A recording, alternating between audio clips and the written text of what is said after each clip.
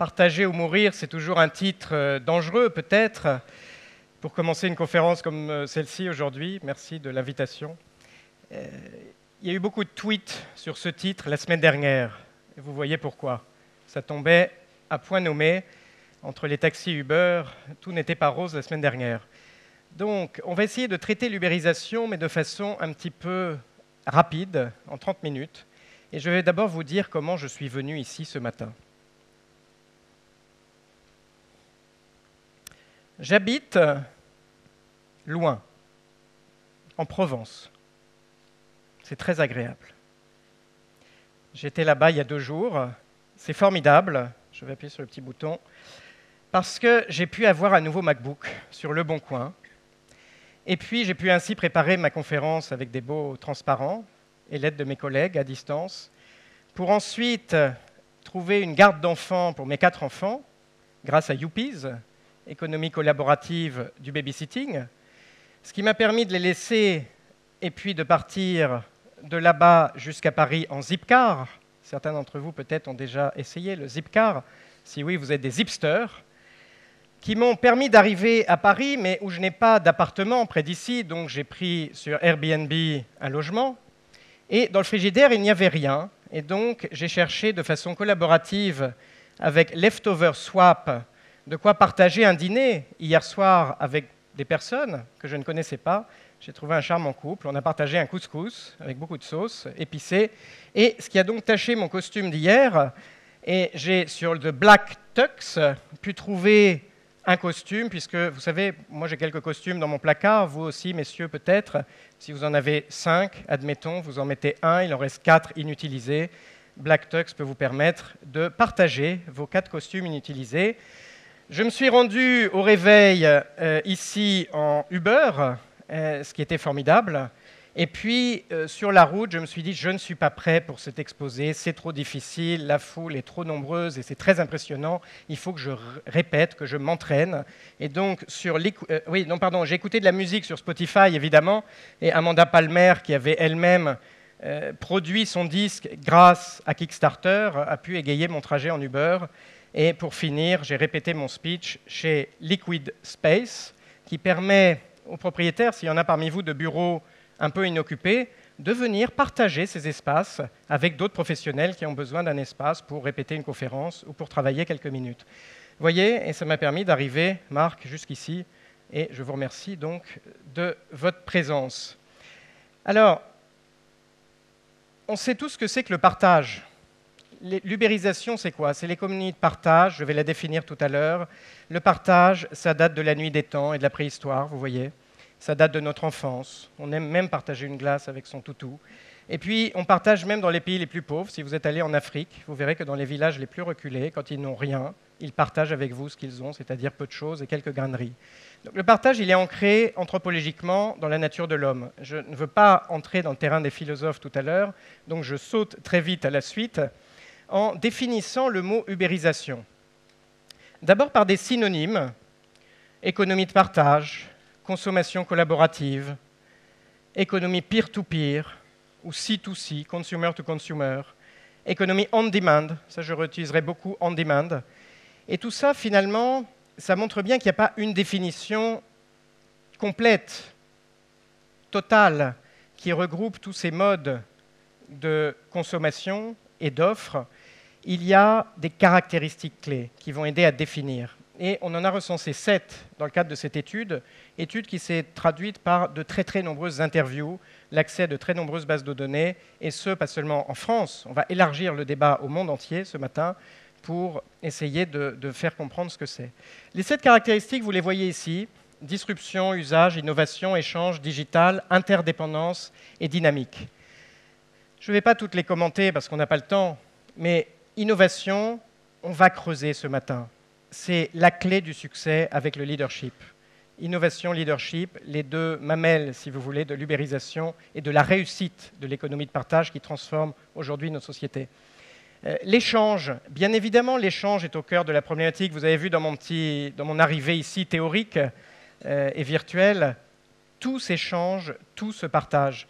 C'est la base du troc, c'est la base de la monétisation d'un produit que j'ai, d'un surplus que je peux avoir de matériel, d'alimentation, d'espace, de services, de temps. Le partage du temps est très intéressant, on le verra dans les services professionnels.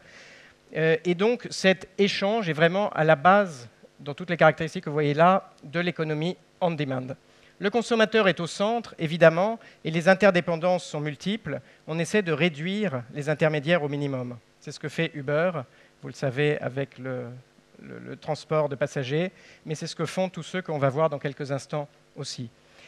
J'attire votre attention sur la table ronde qui suit ensuite sur le crowdsourcing.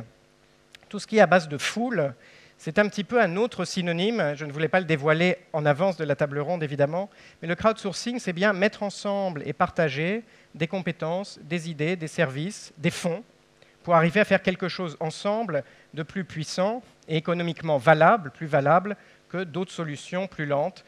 Et vous n'avez pas manqué de noter ce matin le crowdsourcing qui est en train de se produire pour la dette grecque. Est-ce que vous avez vu ça ou entendu ça? Il y a 259 000 € au compteur ce matin. Ça ne va pas aller très loin, mais c'est mieux que rien. Alors, l'ubérisation, on a essayé de voir qu'est-ce que ça touche. Vous êtes, vous, sans doute, évidemment dans la VAD, mais aussi dans d'autres secteurs, et vous vendez ou commercez beaucoup de choses. Ce qu'on a regardé, c'est quels secteurs, d'abord, sont touchés par l'ubérisation. Tous. Hébergement, services, retail, médias, services B2B, finance, transport, autres. Je vais faire un petit sondage. Marc voulait le faire, il n'a pas osé tout à l'heure. Si vous connaissez entre 1 et 5 sociétés ici, levez la main. Si vous en connaissez entre 5 et 15, levez la main. Si vous en connaissez plus que 15, levez la main. Il y a un monsieur, il va venir sur scène après. Voilà, moi je ne les connaissais pas tous, et c'est notre équipe de consultants du monde entier qui a identifié toutes ces sociétés. Évidemment, tous les secteurs sont touchés dans le monde, je vais y revenir tout à l'heure. Vous avez des sociétés chinoises, indiennes, françaises, Landing Space, très belle réussite, valorisation 5 milliards de dollars, cotation en bourse en décembre dernier.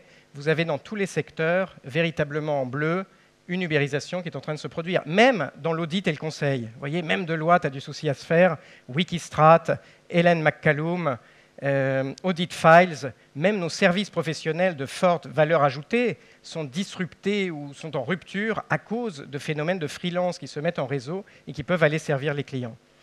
Vous créez un nouveau secteur immédiatement, quand il y a l'économie de partage, et bien vous créez le secteur des partageurs de partage, si j'ose m'exprimer ainsi. Et vous voyez, qui connaît GuestHop? GuestHop, vous devriez commencer à le connaître parce que c'est bien de dire je vais mettre mon appartement sur Airbnb, mais comment je fais pour le ménage avant et après? Comment je fais pour remettre les clés si je ne suis pas là? Comment je fais pour donner accès au garage au client ou à l'utilisateur qui va arriver avec sa Zipcar ou sa Blablacar? Vous voyez, et GuestHop, c'est le deuxième niveau d'ubérisation, c'est ceux qui sont des concierges d'accès pour vous à tous les services, clients ou usagers, à tous les services de l'ubérisation.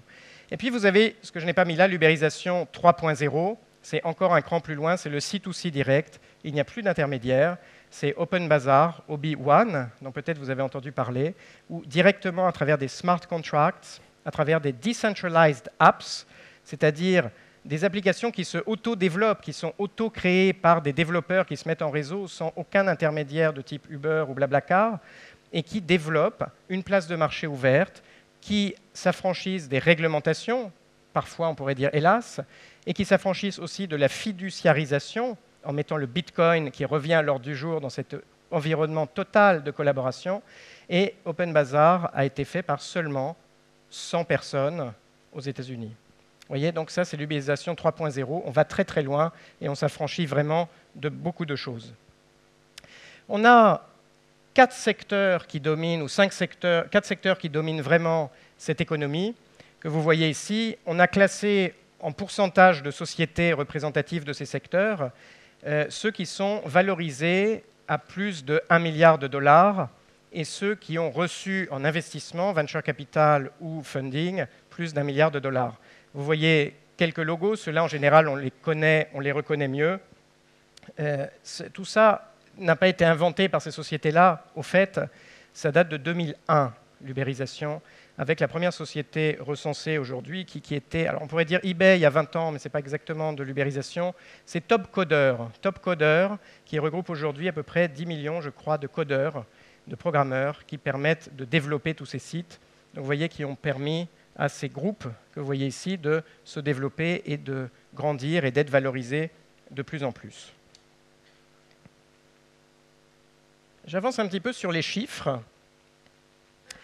Vous voyez, on a un bouleversement. J'ai sauté certainement, je vais essayer de revenir en arrière, si on peut. Voilà. J'ai sauté le chiffre qui vous intéressait certainement. Comme on s'appelle Deloitte, on est un métier du chiffre. On a essayé de valoriser le revenu de l'économie collaborative. On a mis 26 pour avoir l'air très précis. En fait, c'est entre 20 et 30 milliards dans le monde de revenus agglomérés dans tous ces types de secteurs, finance, transport, retail, hébergement, etc. Et on sait que ça double à peu près tous les 18 mois, ce qui est un chiffre qui a été évoqué, je crois, tout à l'heure, ça doublait en un an. Nous, on pense que ça double à l'échelle globale tous les 18 mois, ce qui amènerait, en fait, en 3 ans, à 100 milliards de dollars de revenus agglomérés. Donc vous voyez, quand on dit c'est une tendance, oui, c'est une tendance, mais c'est une tendance très lourde, qui est là pour durer, qui s'installe. Uber a une croissance de ses revenus bruts, c'est-à-dire les transactions entre utilisateurs, de 200% par an, ce qui est colossal à 3 chiffres. Et on dit aujourd'hui que le e-commerce a des croissances à 1 chiffre, le m-commerce a des croissances à 2 chiffres, et le s-commerce, donc le social commerce, l'économie collaborative, a des croissances à 3 chiffres. C'est bien le cas ici, ça double, donc 100% à peu près tous les 18 mois. Le bouleversement, la rupture, en fait, elle se produit partout. Vous voyez Airbnb qui accueille en moyenne 425 000 invités par nuit, 22% de plus que la chaîne Hilton dans le monde entier. C'est un bouleversement, et Accor va parler, je crois, tout à l'heure de leur nouvelle application, de leur nouveau système qui va essayer de répondre à cette menace. 18 milliards de dollars, c'était la valeur d'Uber en 2014, début 2014, janvier 2014, qui lui donnait donc une valorisation, une cotation plus élevée que Hertz, Avis ou United Airlines.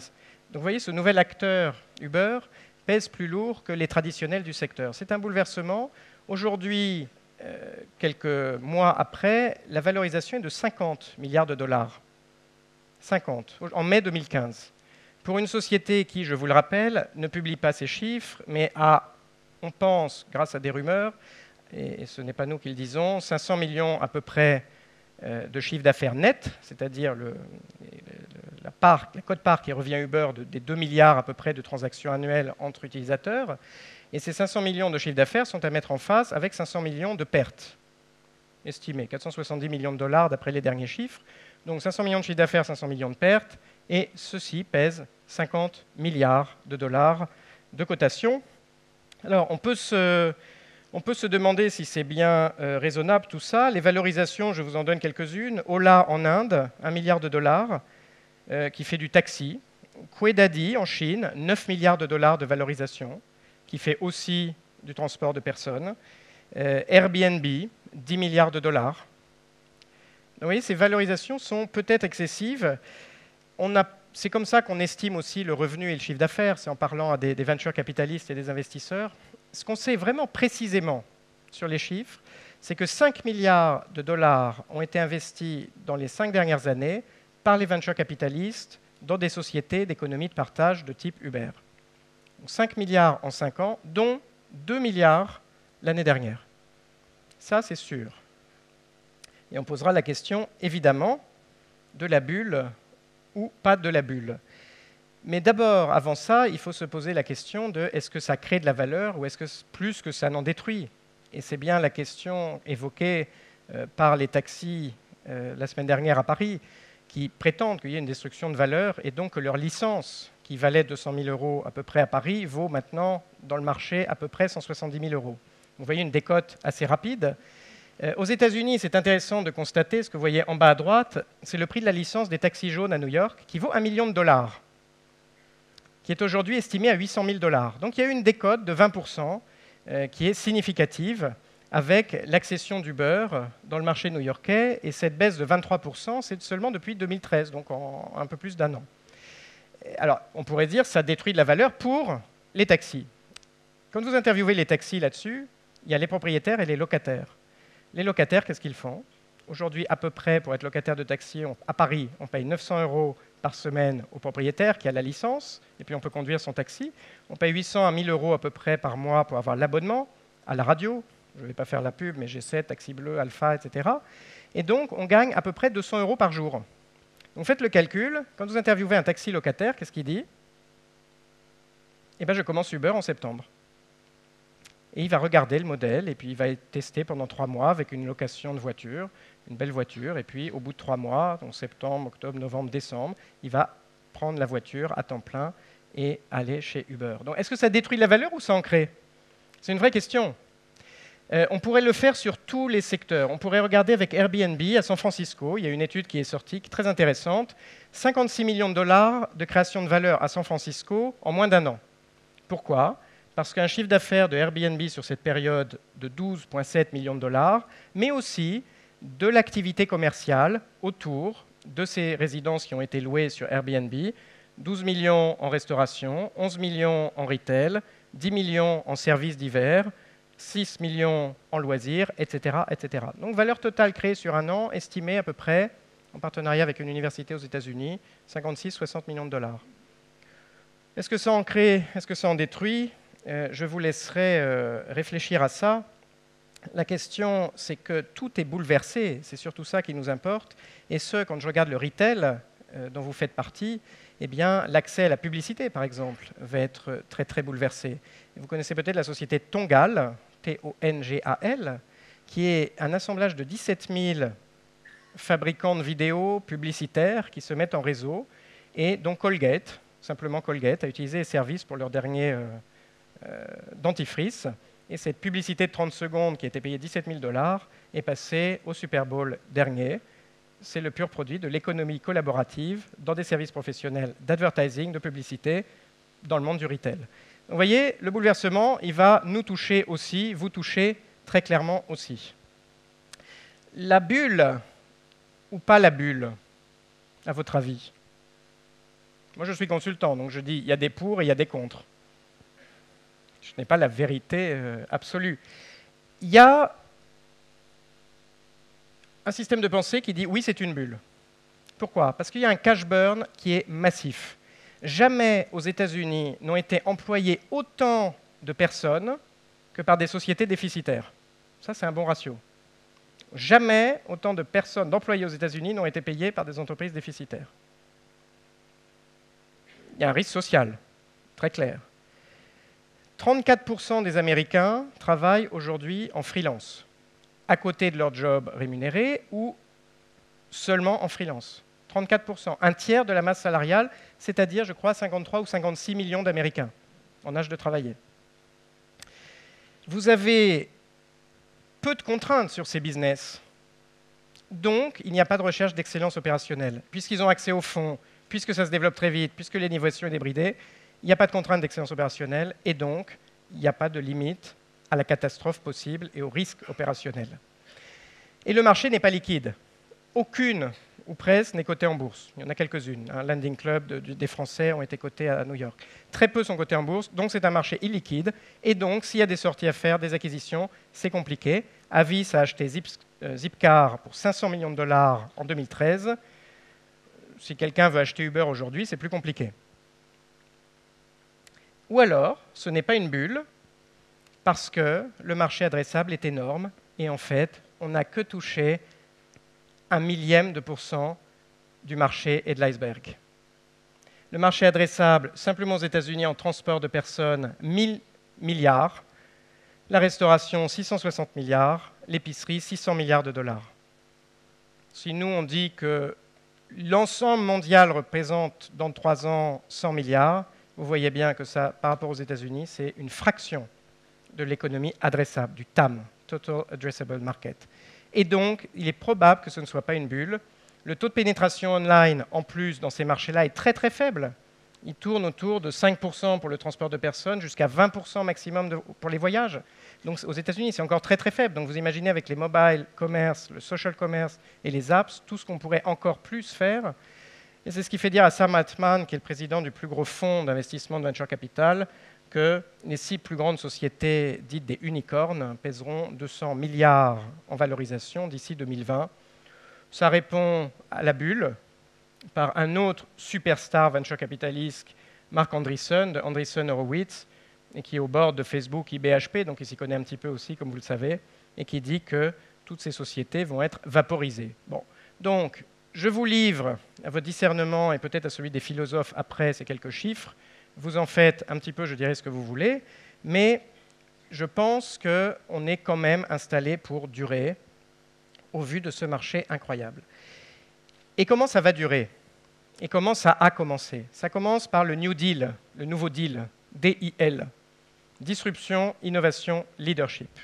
Ce sont les 3 ingrédients clés dont peut-être vous vous rappellerez en sortant d'ici, mais sur lesquels je vous invite à réfléchir en tout cas puissamment par rapport à vos entreprises. Est-ce que vous êtes prêts à jouer la disruption, la rupture? Est-ce que vous êtes prêts à innover, comme on va voir le fond des sociétés de l'économie on demand? Et est-ce que vous avez le choix aujourd'hui de ne pas installer un nouveau style de leadership au vu du bouleversement qui est en train de se produire?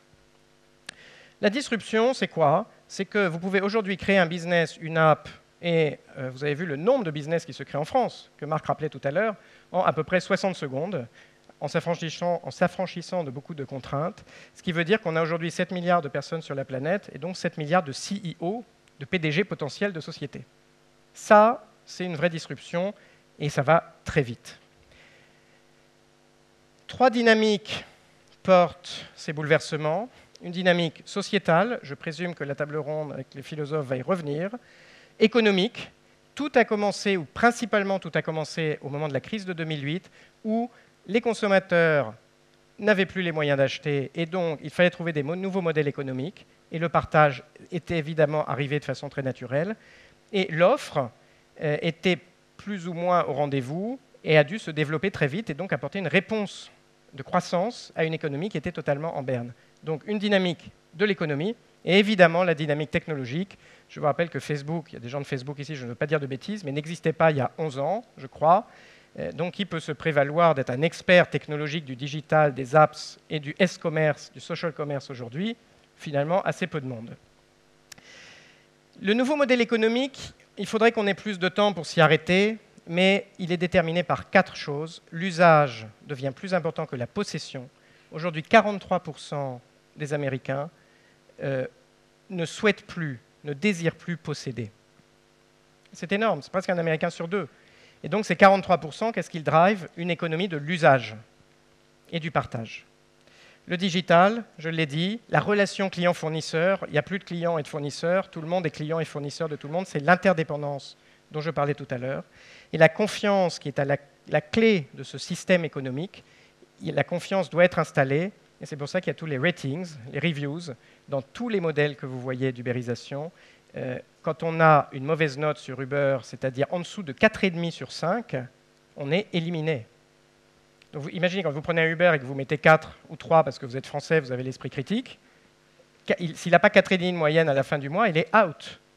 Donc c'est vraiment ces reviews qui font que la confiance est installée et qui répond à la vraie question que vous voyez au milieu ici.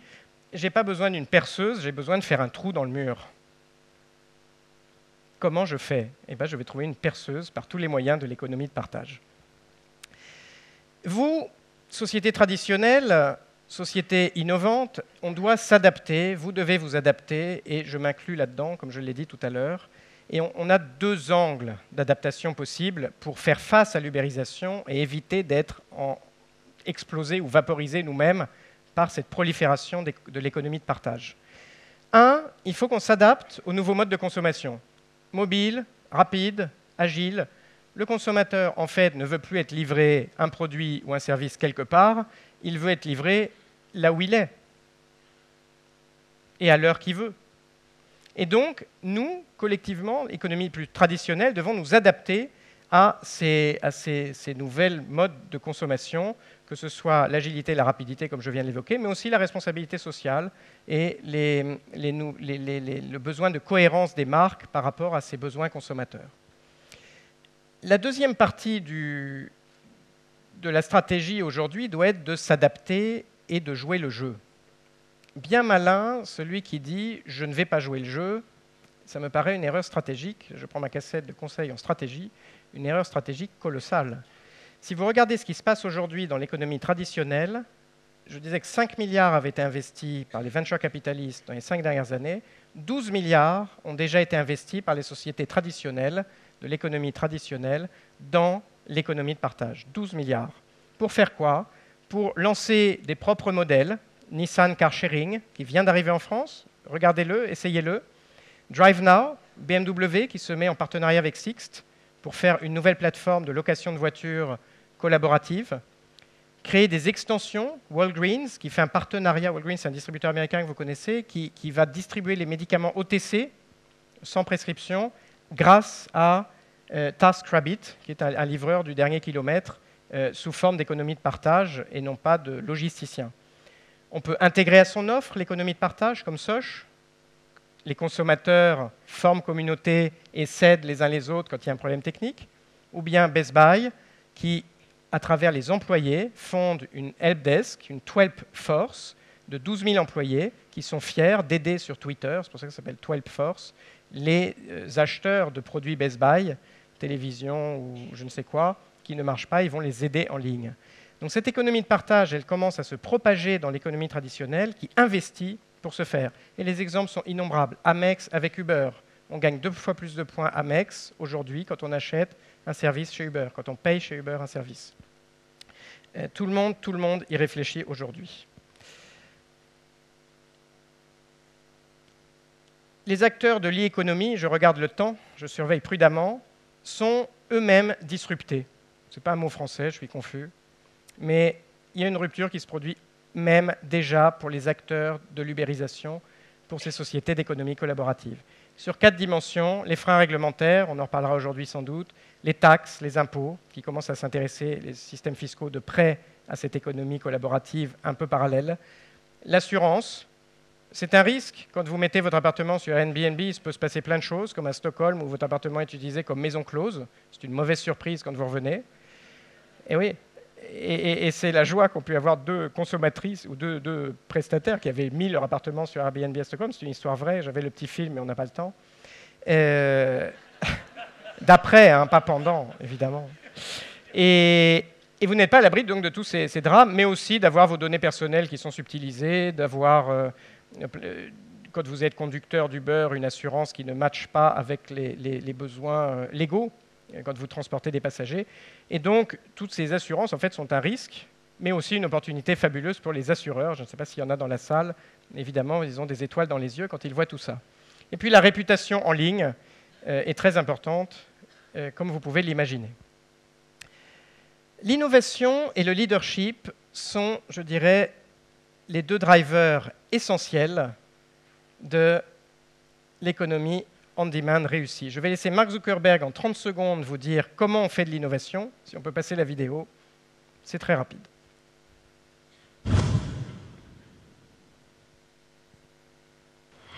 A lot of people think that innovation is just having a great idea, but a lot of it is just moving quickly and trying a lot of things. So at Facebook, we've really built our whole company and our culture around this. We do things like ship code every single day, and we have this tradition of having hackathons, which are events where all of our engineers and really the whole company get together and stay up all night just building things, whatever they want, not what they're doing for work, just trying things out and innovating.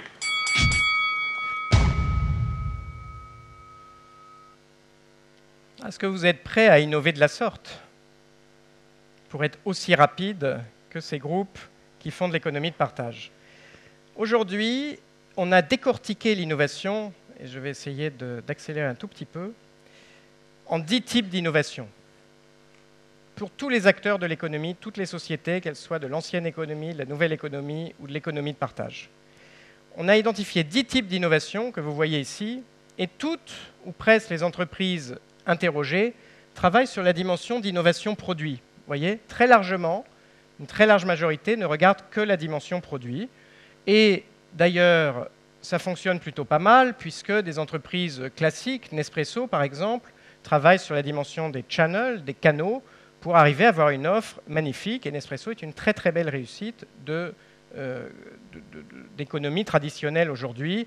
Skype va travailler sur le profit model en proposant un service gratuit, puis freemium. Et chacun de ces sociétés que vous voyez ici, sans en faire la pub, a travaillé sur une dimension d'innovation de façon très très réussie. Mais quand on regarde ce qui se passe chez les acteurs de la nouvelle économie, Zipcar, par exemple, va travailler sur combien de modes d'innovation, qu'on appelle chez Deloitte les 10 types d'innovation. Ils vont travailler sur 7 types d'innovation en parallèle, de façon synchrone et de façon disciplinée, systématique, rigoureuse et percutante. Sur le profit model, ce n'est pas de la location, ce n'est pas de la vente, c'est un abonnement. Sur le process, c'est très flexible, tout est volatile, je dirais, mais dans un sens positif du terme, jusqu'au prix. L'abonnement est à 59 €, je crois, en France, et c'est 6 € de l'heure. L'innovation produit est là, puisqu'il vous propose d'avoir l'essence, l'assurance, tout intégré dans les 6 € de l'heure. Vous n'avez rien d'autre à payer, c'est très simple. Le service, vous avez le télépéage, là c'est le modèle américain, mais vous avez le télépéage inclus dans les 6 € de l'heure. Donc tout ça, vous voyez, tout élément d'innovation est très travaillé jusqu'à l'engagement consommateur qui forme communauté. Et la citation de Zipcar est évidemment très intéressante. « Being a Zipster is not just about sharing cars ». Ils forment communauté et, à travers leur abonnement, est reversé de l'argent à Solve, qui est une association, par exemple, pour nettoyer les routes de l'Oregon. Pas très intéressant pour nous peut-être, mais pour l'Oregon, c'est formidable. Et les communautaires ont l'impression de faire partie de cette famille de Zipsters très, très intéressante. Donc, la question qu'il faut se poser aujourd'hui, pour être aussi bon que ceux qui font de l'ubérisation tous les jours, c'est combien moi, dans ma société, je suis prêt à travailler de type d'innovation de façon disciplinée, rigoureuse et systématique. Tout le monde le fait. Amazon, peut-être vous êtes présent ici, le fait, travaille sur 7 types d'innovation. Et ce qu'on remarque, c'est que les innovateurs, on a interviewé 138 sociétés, surperforment l'index boursier de à peu près 50%. Ça, c'est les innovateurs, 138 sociétés innovantes, dont les ubérisants, mais que ceux qui jouent sur 5 types d'innovation ou plus en parallèle surperforment, et là, jusqu'à 100% l'index boursier. Donc vous voyez, la valeur créée par une réflexion profonde sur l'innovation et sur ces 10 types est absolument fondamentale. Et quand on décortique chacun des modèles, Zipcar, Uber, etc., c'est ça qu'on est en train de démontrer et c'est ça qu'on voit. Le leadership, évidemment, je passe vite, mais c'est la caractéristique fondamentale.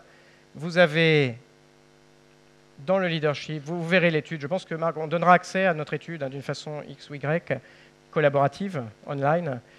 Je passe rapidement sur les leaderships, l'inventeur de l'Open Innovation.